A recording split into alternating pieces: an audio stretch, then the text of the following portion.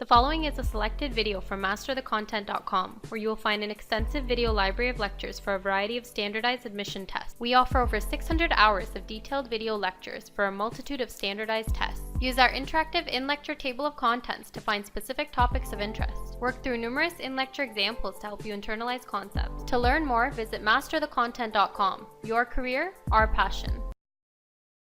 Conservative and non-conservative forces.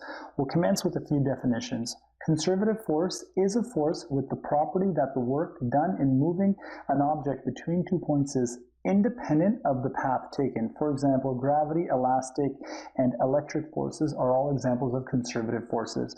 You can consider conservative forces the type of interaction forces where they store useful energy. Now, a non-conservative force, in contrast, is a force with the property that the work done in moving an object between 2 points is dependent of the path taken. Now, for example, when two objects interact through frictional force, in that type of scenario, that energy is not being stored. Okay, wonderful.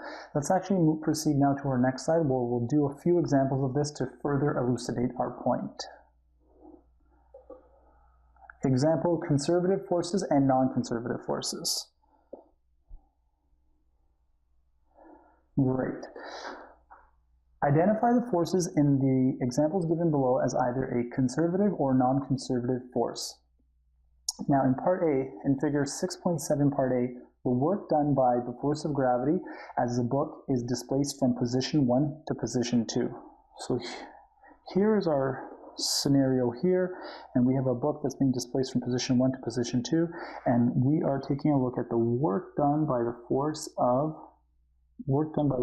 gravity. So I can write that a little neater for us. So the work done by the force of gravity. Now, whatever trajectory this book takes to get to position 2, whether it goes that way or if it goes that way, right? The work done by the force of gravity is actually dependent upon the vertical displacement as such, right? Thus, in both scenarios, right, the work done by gravity, right, is going to be identical whether it takes this trajectory or it takes this trajectory. Thus, we can say then that in this scenario here, that the force of gravity we found is a conservative force, right?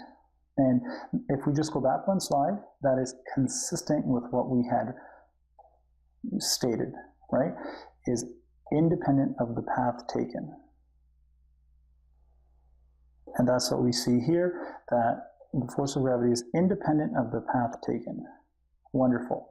Now, if we move to part B, it's saying to us in figure 6.7 part B, the work done by the force of an ideal spring that is compressed and allowed to return to equilibrium. So now we're talking about the work done by the force of an ideal spring. And if we recall, an ideal spring is one that is massless, frictionless, and obeys Hooke's law.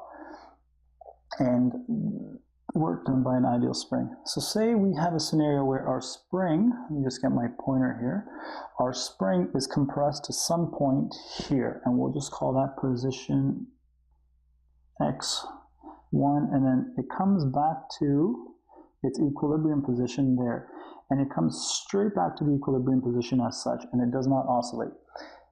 If it takes that path, or if it takes the path where it does oscillate back and forth and then comes to the equilibrium position, either way, the work done is actually independent, but the work done by the force of an ideal spring is actually independent of the path taken, whether it's straight there or if it oscillates back and forth. That's what we're demonstrating here.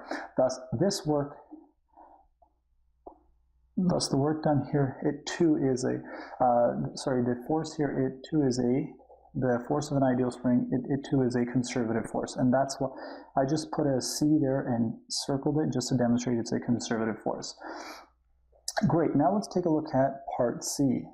In figure 6.7 part C, the work done by kinetic friction as an object is displaced from position 1 to position 2. Wonderful. And now we're talking about the work done by kinetic friction, right? So we just work done by kinetic friction in this scenario. So say say there's two different paths that it can take. It can take path 1, our object, or it can take path 2, this loopy path.